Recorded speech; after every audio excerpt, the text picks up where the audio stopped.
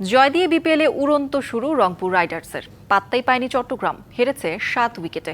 103 রানের টার্গেট 30 বল আগেই টপকে যায় রংপুর। 5 উইকেট নিয়ে চট্টগ্রামের ব্যাটিং অর্ডার ধসিয়ে দেন ফাহিম আশরাফ। দাউদ মালানের 50-তে পরে হেসে খেলে ম্যাচ জিতে নেয় রংপুর। রংপুরের এক পেশে দাপট। বিপিএলে নিজেদের প্রথম ম্যাচেই শক্তিমত্তার দারুণ প্রদর্শনী, বোলারদের আগ্রাসনের পর ব্যাটারদের আধিপত্য। চলতি আসরে যে রংপুর নামে ভারে সবখানে সেরা, সেটাই যেন বুঝিয়ে দিল চট্টগ্রাম রয়্যালসকে। 103 রানের মামুলি লক্ষ্য পেরিয়ে গেল হেসে খেলে। টসের ব্যাটিংয়ে নামা চট্টগ্রাম রয়্যালসের শুরুটা খুব একটা মন্দ হয়নি। অ্যাডাম রসিংটন দ্রুত ফিরে গেলেও ক্ষতি পুষিয়ে নেন নাইম শেখ। বাহাতি এই ওপেনারের 20 বলে 39 রানের ঝোড়ো ইনিংস রানের চাকা সচল রাখে।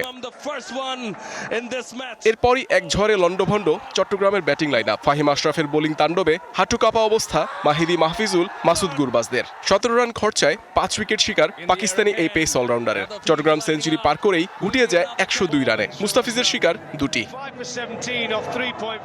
নতুন এবং ফিরে আসা গ্রাহকদের জন্য নগদে চলছে ক্যাশব্যাক সহ প্রতিদিন হাজারো উপহার জেতার সুযোগ। হবে আশা আর ফেরা, সারপ্রাইজ সেরা। স্কোরবোর্ডে চাপ নেই, রান তোলার তাড়া নেই। রংপুর রাইডার্সের তারকায় ঠাসা ব্যাটিং অর্ডার তেমন কোনো চ্যালেঞ্জের মুখে পড়েনি। এর মাঝে নজর কেড়েছেন একজন, তিনি লিটন দাস। দৃষ্টিনন্দন ব্যাটিংয়ে মুগ্ধতা ছড়িয়েছেন। 50-র আক্ষেপ নিয়ে 47 রানে থামেন টাইগারদের টি-20 অধিনায়ক।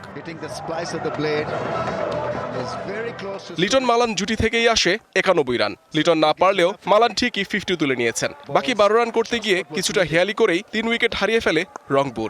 শেষ পর্যন্ত 5 ওভার হাতে রেখে বড় জয় দিয়ে আসর শুরু করে সোহানের দল। Muhammad Nazim, DBC sports desk.